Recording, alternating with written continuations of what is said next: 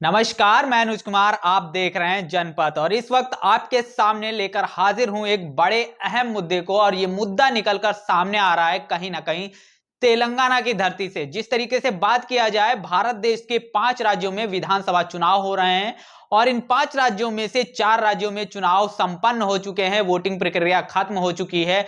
और इन 5 राज्यों में से 4 राज्यों में जो तमाम उम्मीदवार जो चुनाव लड़ रहे थे, सबकी किस्मत जो है वो ईवीएम में बंद हो गई है। बात किया जाए, जिस तरीके से बड़ी खबर निकल कर आ रही है तेलंगाना से, और तेलंगाना में ही अभी चुनाव होना बाकी है और 30 नवंबर को तेलंगाना में चुनाव की मतदान प्रक्रिया होगी और उसके बाद तमाम जो उम्मीदवार वहां के होंगे उनकी जो किस्मत है वो ईवीएम में कैद हो जाएगी।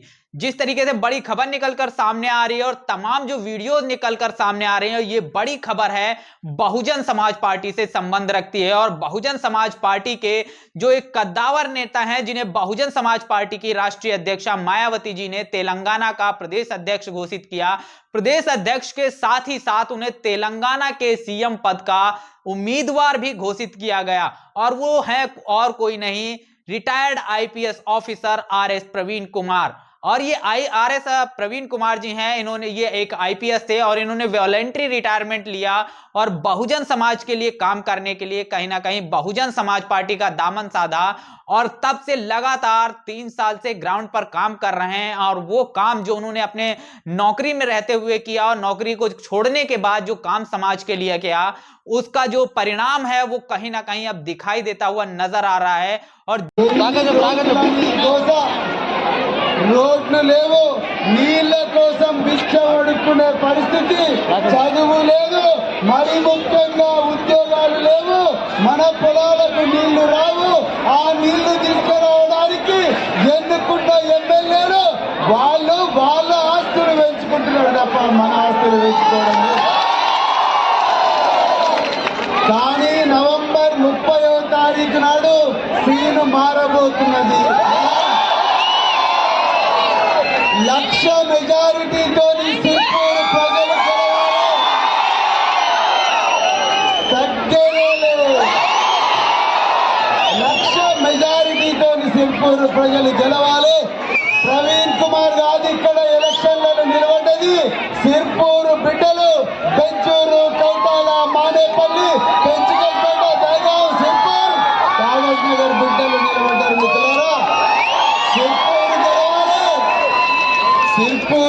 जिस तरीके से उनकी तमाम जो जनसभाएं हो रही हैं, जो जिस तरीके से तमाम जनसमूह उनका समर्थन कर रहा है, उससे साफ तौर पर जाहिर हो रहा है तेलंगाना में बहुजन समाज पार्टी एक बड़ा जो है इतिहास रचने वाली है। और बड़ी खबर यह भी है कि तेलंगाना में जिस तरीके से आरएस प्रवीण कुमार की तमाम जो जनसभाएं हो रही हैं, इन जनसभाओं को देखकर वहां की तमाम जो राजनीतिक पार्टियां हैं, उनके पैरों के तले की जो जमीन है वो खिसक गई है। बात किया जाए बीआरएस हो, कांग्रेस हो, बीजेपी हो, ये तमाम जो राजनीतिक पार्टियां हैं वो कहीं ना कहीं बहुजन समाज पार्टी से डर गई हैं। यही बड़ी वजह है कि वो बहुजन समाज पार्टी के तमाम जो कार्यकर्ता हैं, उनके जो पदाधिकारी हैं, उन पर लगातार हमले करवा रहे हैं। कहीं ना कहीं वो बहुजन समाज पार्टी को रोकने का काम कर रहे हैं। लेकिन जिस तरीके से आरएस प्रवीण कुमार ने समाज के लिए जो काम किया, तेलंगाना के स्टूडेंट्स के लिए जो काम किया, वो अब जो है वो उसका परिणाम नजर आ रहा है।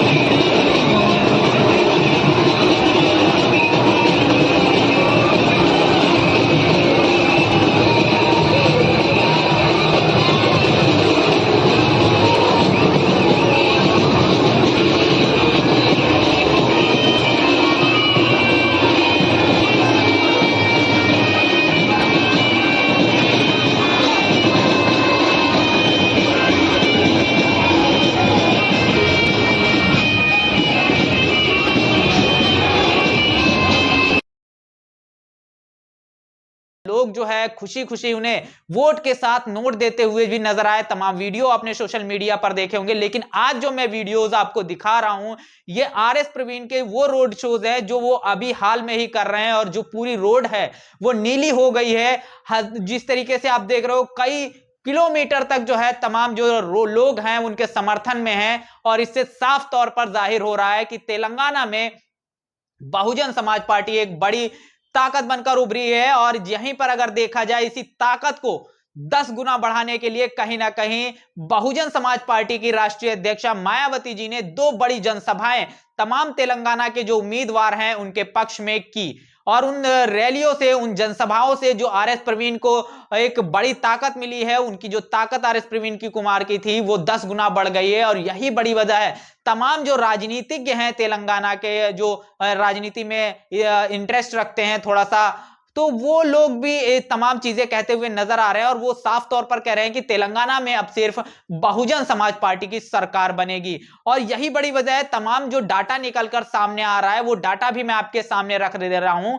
तेलंगाना में अगर किया जाए तो इस मौजूदा हालत में आरएस प्रवीण की स्थिति को देखते हुए तेलंगाना में बहुजन समाज पार्टी को 50 से 60% का वोट शेयर मिलता हुआ दिखाई दे रहा है। और तेलंगाना के इतिहास में यह पहली बार हो रहा है कि बहुजन समाज पार्टी इतनी दमदारी के साथ चुनाव लड़ रही है। और तेलंगाना की बात किया जाए तो तेलंगाना में कुल जो है 119 सीटें हैं, यानी कि जो भी राजनीतिक पार्टी यहां पर 60 सीटें जीत लेती है वो अपनी सरकार बना लेगी। और तेलंगाना के इतिहास में बहुजन समाज पार्टी 50 से 60 जो सीटें जीतती हुई दिखाई दे रही है, यानी कि तेलंगाना में या तो बहुजन समाज पार्टी की सरकार बनेगी या तो वो किसी के से समर्थन लेकर अपनी सरकार जो है वो निश्चित तौर पर बनाएगी। बड़ी खबर निकलकर सामने आ रही है। और आप भी अगर तेलंगाना की राजनीति में आरएस प्रवीण कुमार में अगर थोड़ा सा भी महत्व रखते हैं और थोड़ा सा भी इंटरेस्ट रखते हैं तो अपनी प्रतिक्रिया जो है वो कमेंट बॉक्स में जरूर लिखिएगा कि तेलंगाना में बहुजन समाज पार्टी को कितना जनाधार मिलेगा, कितनी उसका वोट शेयर होगा, कितनी उसकी